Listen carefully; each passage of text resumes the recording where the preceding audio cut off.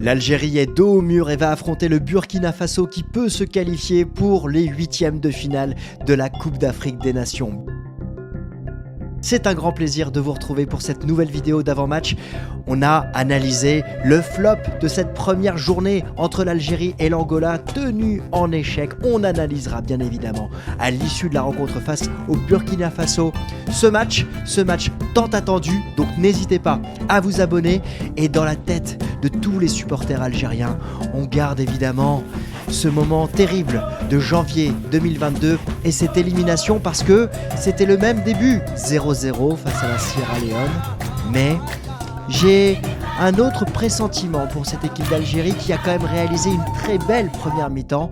Alors après, ça a été plus compliqué, mais on est loin des démons de janvier 2022. Alors cette rencontre, elle pourra être suivie gratuitement grâce à Unibet TV. Si vous avez un compte qui est crédité positivement sur Unibet, eh bien vous pouvez suivre la rencontre gratuitement grâce à mon partenaire Unibet qui vous rembourse jusqu'à 100 € sur votre premier pari s'il est raté. On en parlera en fin de vidéo évidemment avec mon pronostic. En tout cas, bienvenue.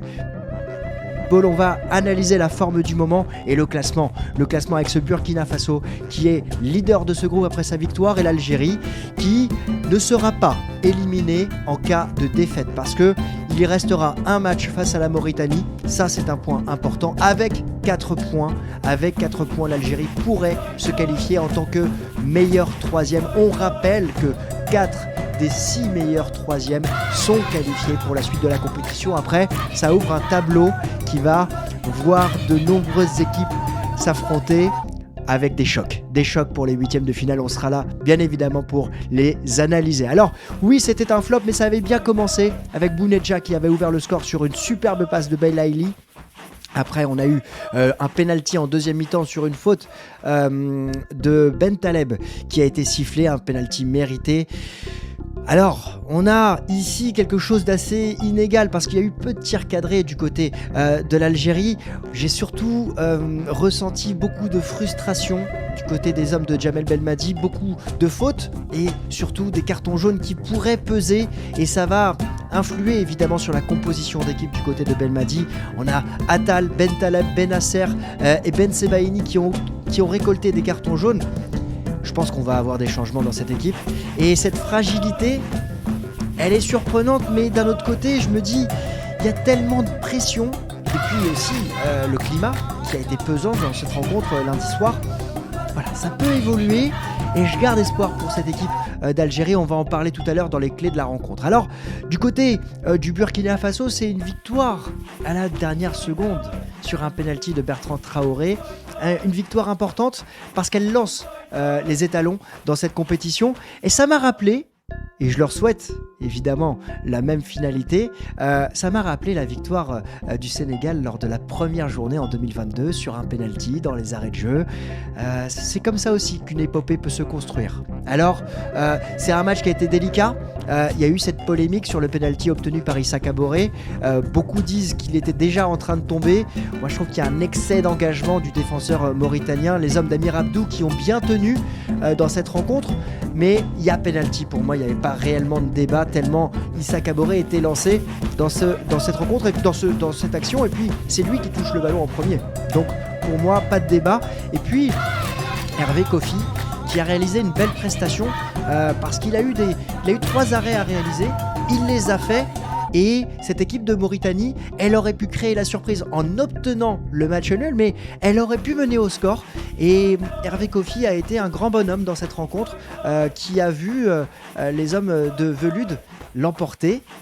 C'est comme ça qu'on construit une épopée et ce bloc du Burkina Faso, il a été solide, on va en parler tout à l'heure dans les joueurs clés qu'on va suivre. Alors, du côté de ma composition pour cette rencontre, je vous ai repris la tactique initialement proposée par Djamel Belmadi parce que sur SofaScore, le 11 probable n'est pas sorti. Il y a 2 possibilités ici. Moi, je vois des changements du côté de la défense.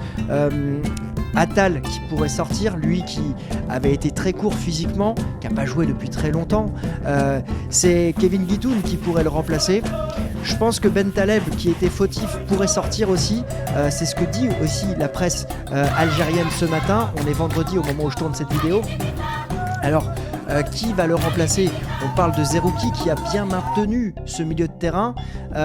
Devant, pour moi, pas de surprise, ça devrait être le même trio qui serait reconduit, mais on peut imaginer aussi cette équipe de Jamel Belmadi qui travaille à huis clos actuellement pourrait changer de tactique et passer en 4-4-2 parce que ça va vite sur les côtés du Burkina Faso et il va peut-être falloir justement tenir les ailes et doubler les postes sur les ailes parce que là ça ouvre effectivement l'opportunité aux hommes de Burkina Faso d'Hervé Velud de pouvoir mettre en danger la défense de l'Algérie. Alors, après cette sélection nationale, moi je l'ai trouvée solide défensivement et je pense qu'elle soit à 3 en défense ou avec un double pivot dans le cadre d'un 4-4-2, je pense pas que ça changera grand chose tant elle peut mettre en difficulté la défense du Burkina Faso dans cette configuration. En revanche, il y a un point qui est important, je trouve que la profondeur de banc de cette équipe d'Algérie est importante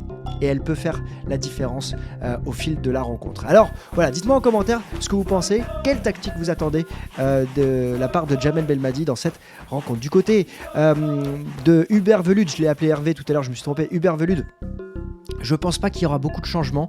Il peut disposer de son effectif à 100%.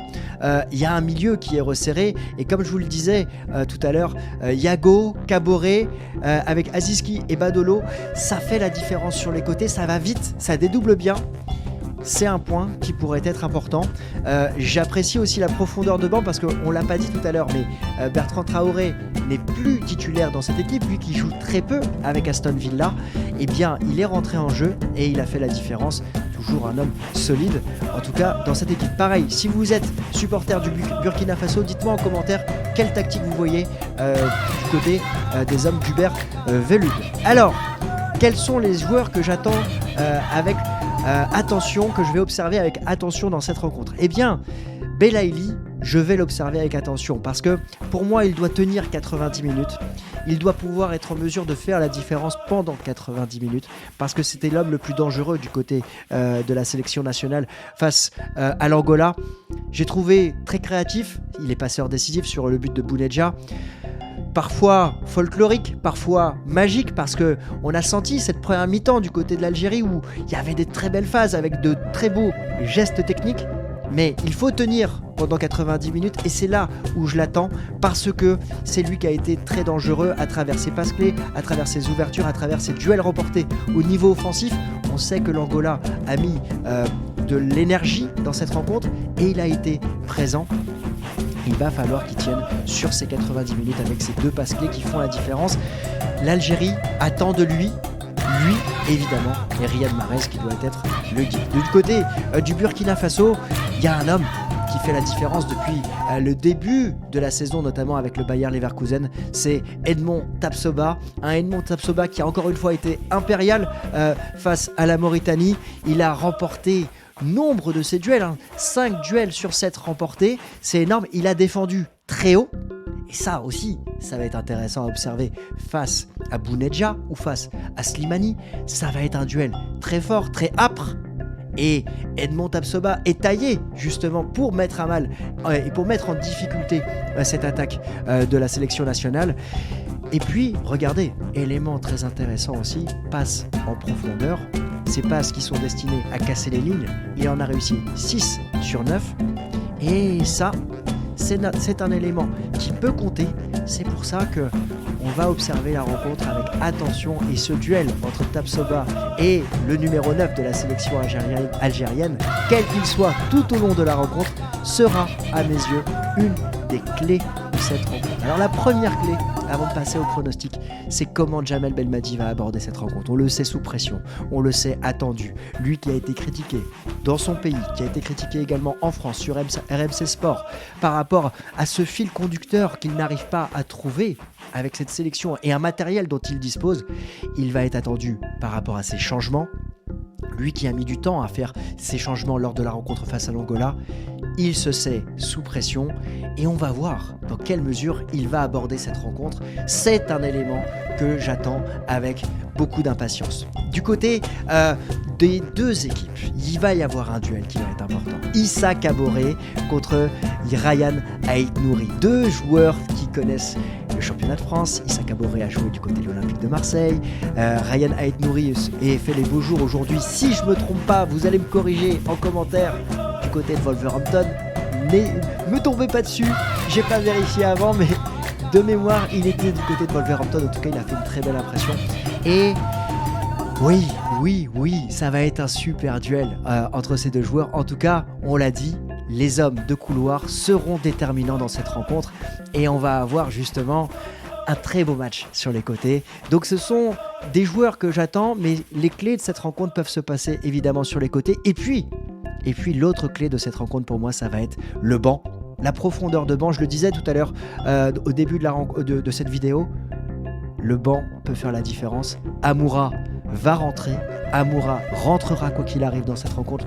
On l'attend tous en tant que supporter du football et il pourrait faire la différence dans cette rencontre. C'est pour ça que tout à l'heure je parlais du duel avec Tapsoba, parce qu'il y aura plusieurs attaquants dans cette rencontre et Tapsoba va avoir du boulot, notamment face à Amoura, que je vois rentrer évidemment dans cette rencontre, comme Bertrand Traoré, qui lui pourrait faire du mal à la défense Ben Sebaini, Aïssa Mamdi, dans cette rencontre. En tout cas, c'est une rencontre que j'attends serrée et une rencontre qu'on va débriefer et que j'ai hâte d'observer. Alors, on va la pronostiquer comme d'habitude avec mon partenaire Unibet qui vous rembourse jusqu'à 100 € sur votre premier pari s'il est raté. Ça se passe avec le lien qui est dans la description. Vous vous inscrivez, vous créditez votre compte, vous jouez. Et évidemment, si vous remportez, vous repartez avec votre mise. Et si vous vous trompez, eh bien la mise que vous avez réalisée pour la première fois vous est remboursée en free bet sous 24 heures. C'est jusqu'à 100 €. Évidemment, jouer comporte des risques. Jouer avec responsabilité. Jouer est exclusivement réservé aux personnes majeures. Et surtout, sur ce point, Unibet vous permet de voir le match gratuitement si votre solde est créditeur. Donc, c'est un point important. Gratuitement, vous pouvez suivre la rencontre Algérie-Burkina Faso avec Unibet TV.